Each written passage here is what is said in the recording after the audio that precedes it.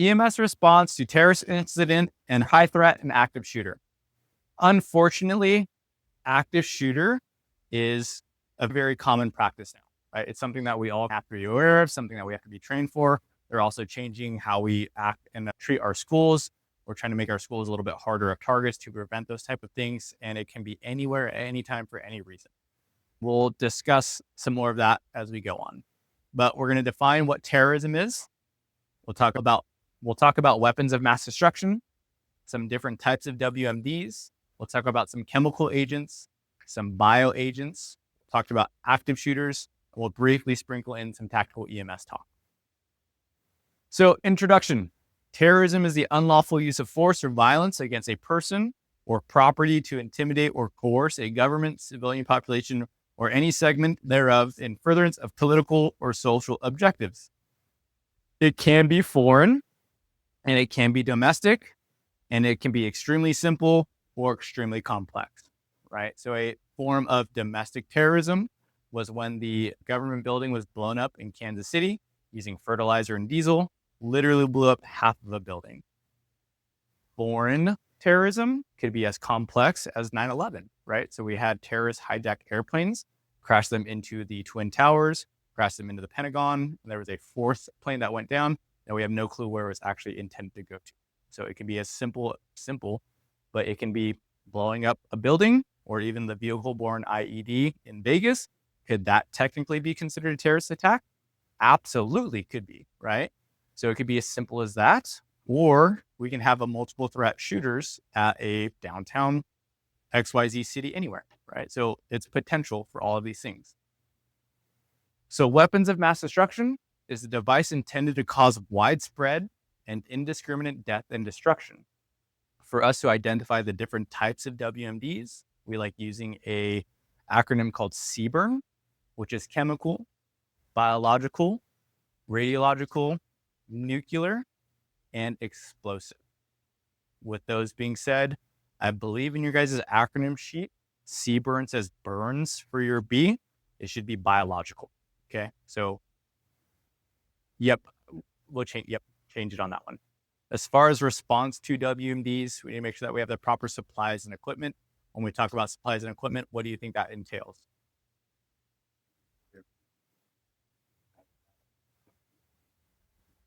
Yeah, resources, PPE, equipment, maybe antidotes, depending on whatever's being used, ways and means of transport to get there, all of these kind of logistical side. What was that? Yeah, bomb squad, any specialty resources that we might need, medical direction, depending on how large the incident is. We can have a doctor come to the scene and actually oversee all medical treatments, and or just making sure that you're contacting your medical director for advice on treatments, depending on how big or small the incident may be. Provider preparation. This is having that training, skills, knowledge, and ability to do whatever you need to, but also if it's big enough, having that spiritual thought process, if that's something you should prescribe to. Going back to the 9/11 thing, you think that those guys thought they were coming out of that building when they went in? Maybe not. So having that like mental preparation of, all right, cool, this is what we're doing, knowing that right, wrong, or indifferent, we're doing the right thing. Okay.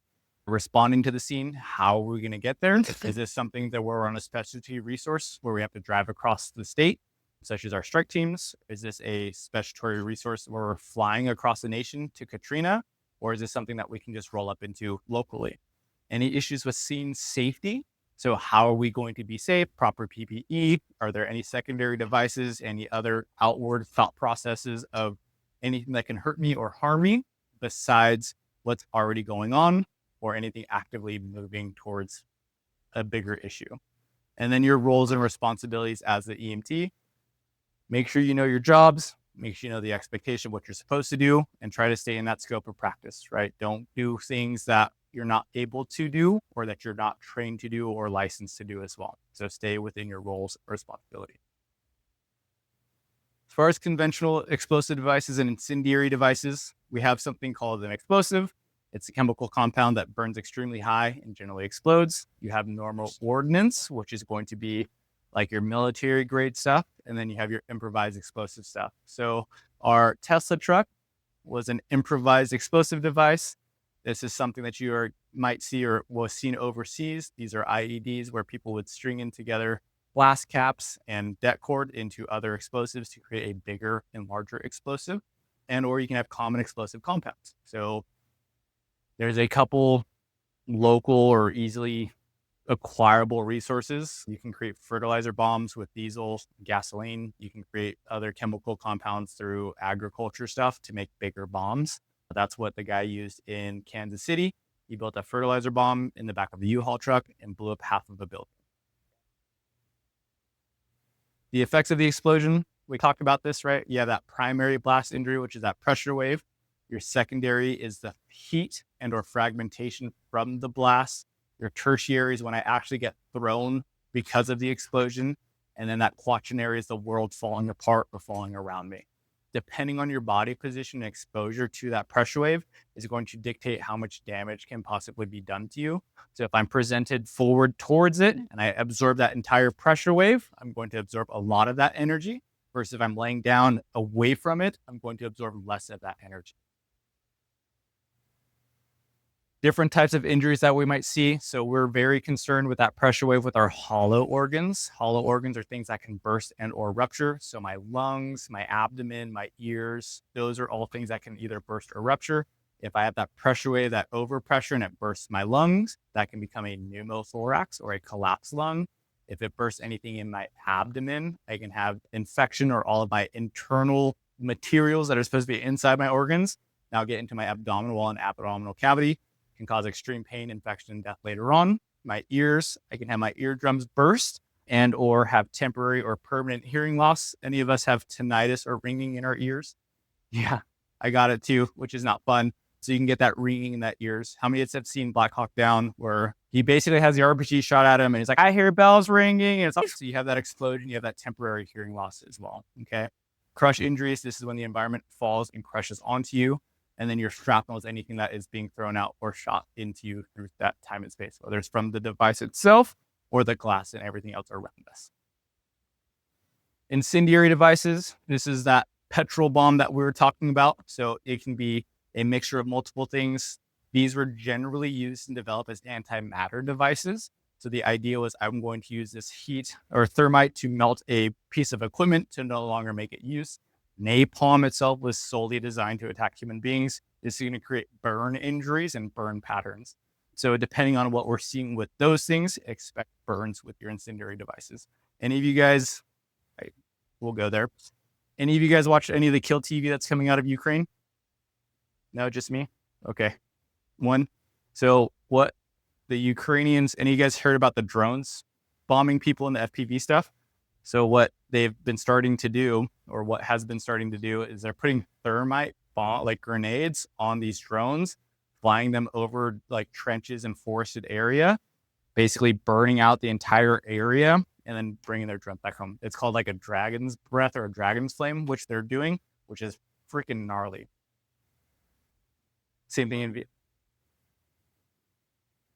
Yep. And the idea is if they burn down the forests and jungles, they can then use those drones more effectively to attack people with. It's depending on how crazy in the sticks we want to get this, the evolution of warfare is freaking gnarly. It's radical.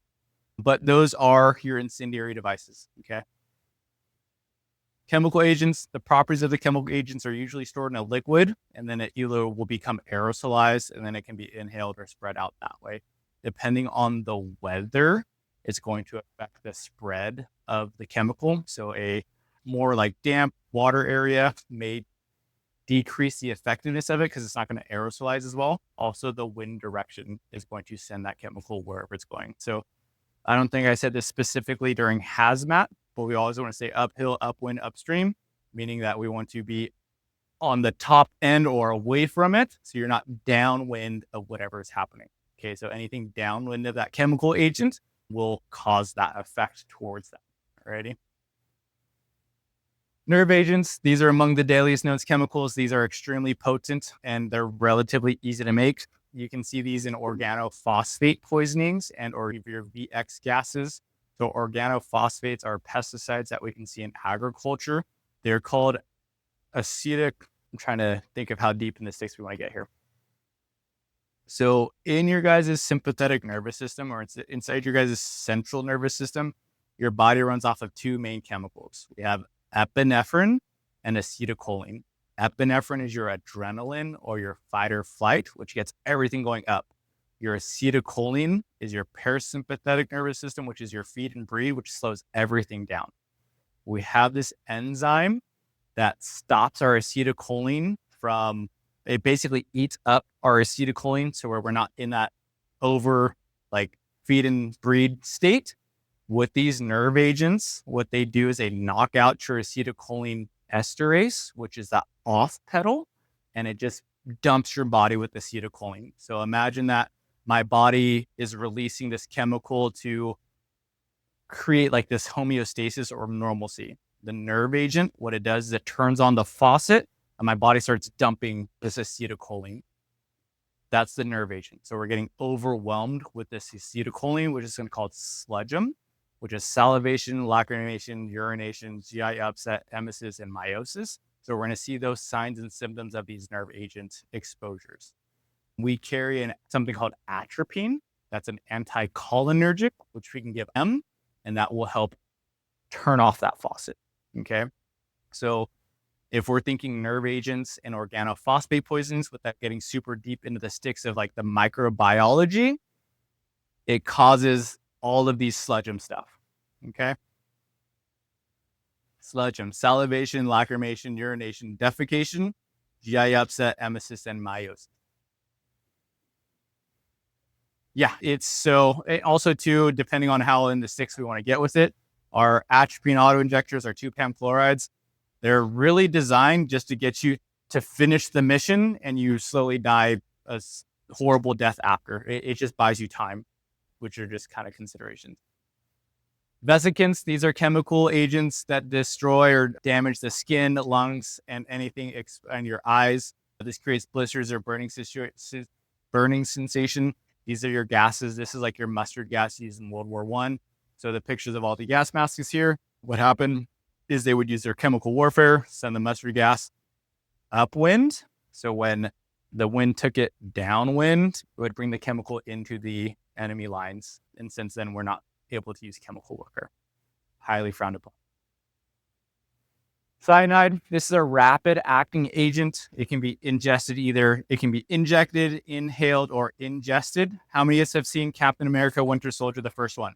Right, Hail Hydra, where he's chasing down the Hydra agent after he took the serum. The guy jumps into the submarine and starts taking off in the submarine. Cap throws him out of harbor onto the dock, and the dude pops his tooth out, chews it, says Hail Hydra, and has a like foaming thing, right? That was most likely a cyanide tablet. Spies used to carry cyanide tablets. I think the Nazis were pretty famous for carrying cyanide tablets to where if they were captured, they would eat and snap the pill. What the cyanide does, it prevents oxygen from getting onto your cell and you die of that hypoxia. Okay, so this is something. Also, cyanide is a product of incomplete combustion for our hydrocarbons or our plastics. What is the material that your table is made of? Plastic. What about your chair?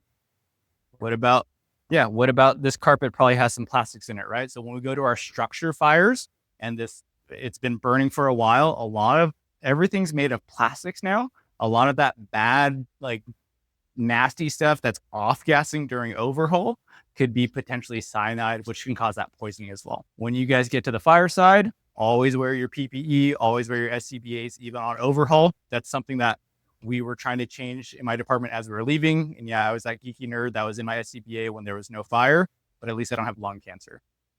Fingers crossed. Hopefully I don't have lung cancer. Okay. But it's one of those things where it's take care of your body. Pulmonary agents, this is like toxic or chlorine gas. It's a choking agent. You'll inhale it. More or less, it destroys the alveoli in your lungs, which then will lead to respiratory distress and or death.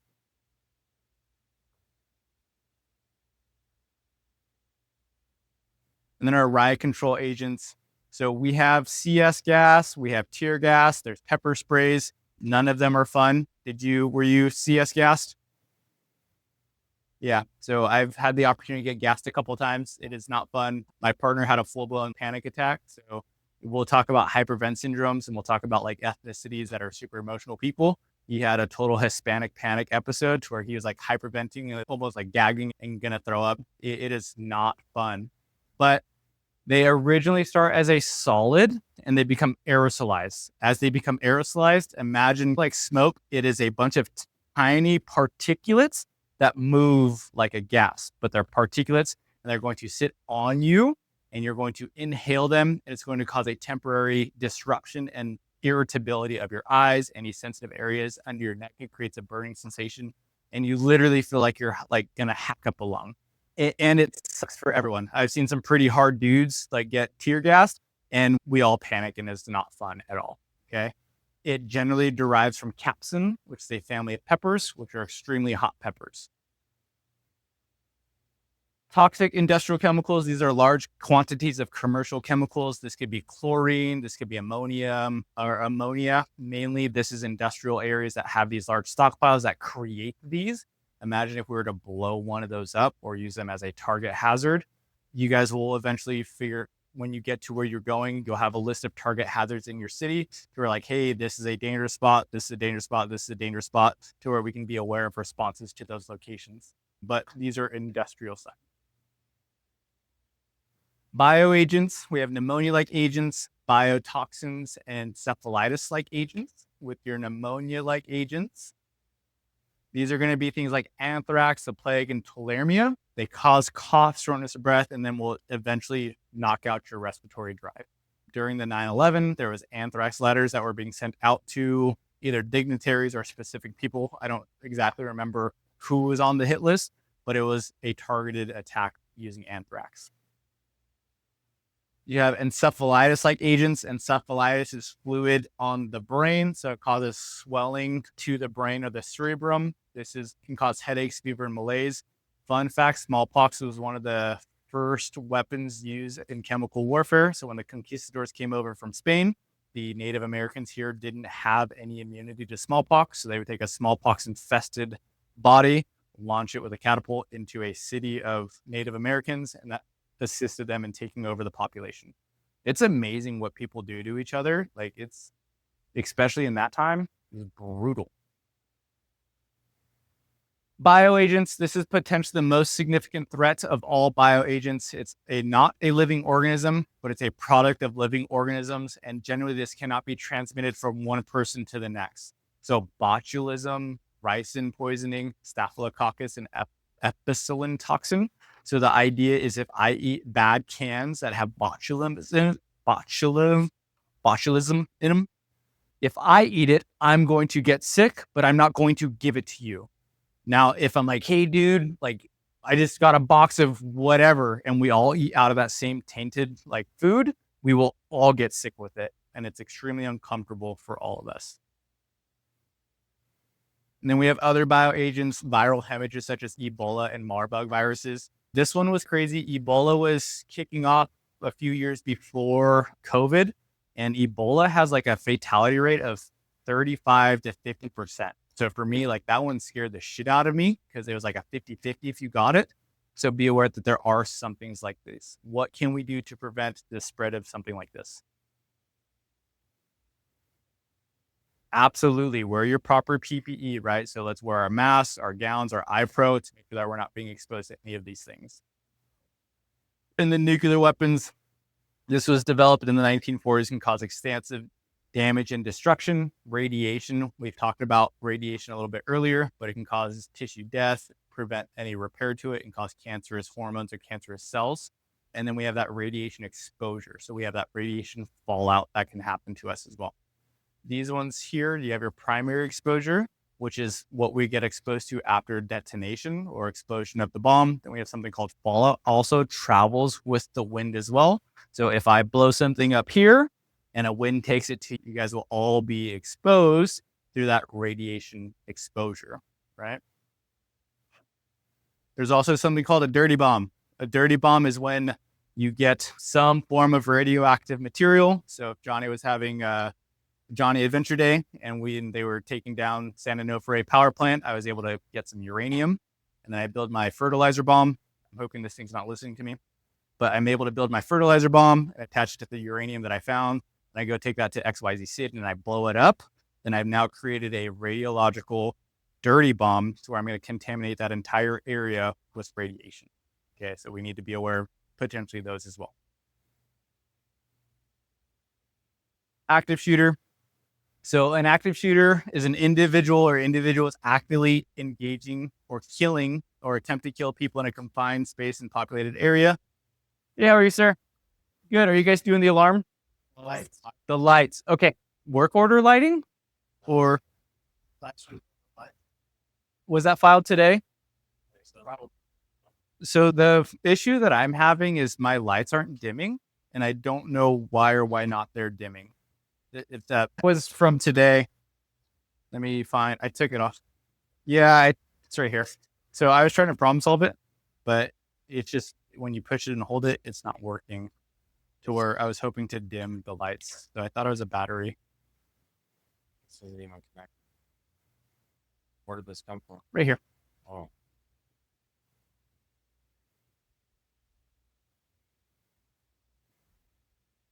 right. Yeah. And I was going to try to problem solve and put it back, but so. Absolutely. Thank you, sir. So active shooter is an individual or individuals actively engaged in killing or attempting to kill people in a confined and populated area.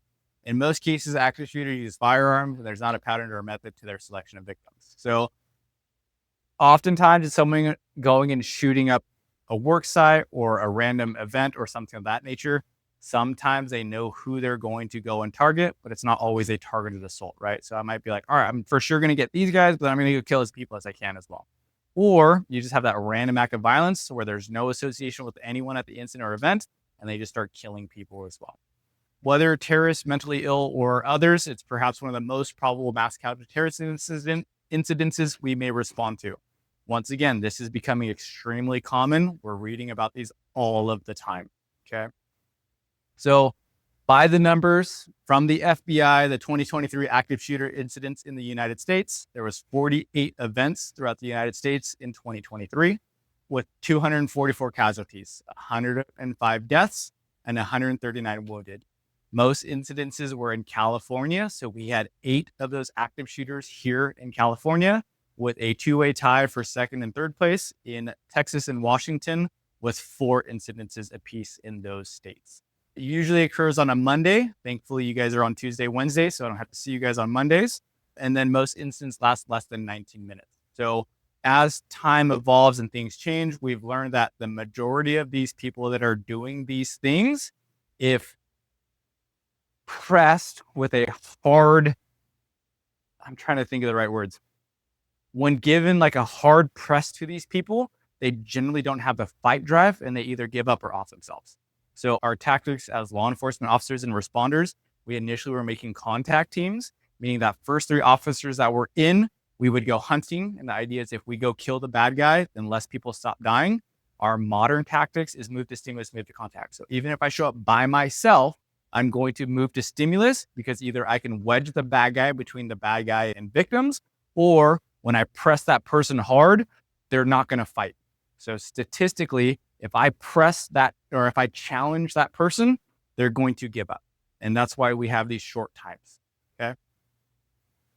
So the stakeholders, law enforcement, EMS, fire service, FBI, DHS, DOJ, they created something called NFPA 300, Active Shooter Hostile Event Response, also known as ASHER.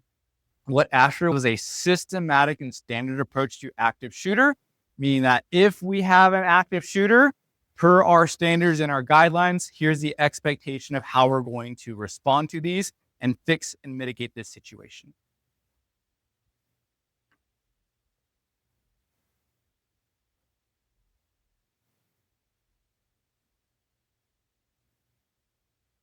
So tactical EMS, there's no specific definition of what this looks like, and it's all dependent on your organization and how it's designed. So for your large agencies, your LA cities, your LA cities, your FBIs, your Fed agencies, they generally have some medic component tied to or associated with their teams. So they have a law enforcement officer who has a paramedic cert that is working and associated with their tactical teams and are able to go and effect rescue and or treat people and patients at point of injury, point of impact. There's also a fire department SWAT package. That's what I got to do. So I was a firefighter paramedic, and on my like tertiary duties, I would train with the SWAT team. I would work with the SWAT team. I would shoot with them. And then if we got activated on raids or anything like that, I would tie in with them and I was a part of the team. So that's a SWAT package. There's private EMS services to where you can have third services that provide the EMS component to these tactical teams. So I believe AMR Hemet, they have a SWAT, like EMT SWAT medic program to where they will go with, I believe, Riverside County, and they'll do their standbys in case something happens to one of the operators, a victim, or the bad guy. And then also you have your private organizations, which are able to tie into SWAT side as well. Okay. So there's a bunch of different ways to have that medical component to the law enforcement side. There's no clear cut, this is how we do it. So it's just dependent and changes based off of the needs of that department, capabilities, and funding that you have.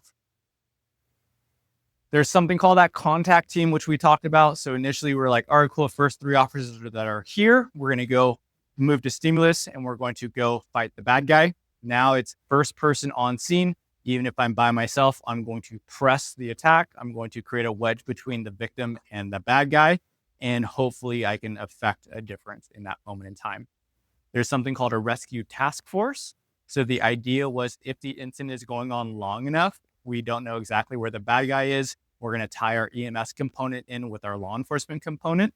So if you guys were the firefighters and you guys were the police officers, you two would go and protect a certain area and allow your firefighters to come in and treat their patients behind you. So you had lethal protection associated with a medical side or medical capability.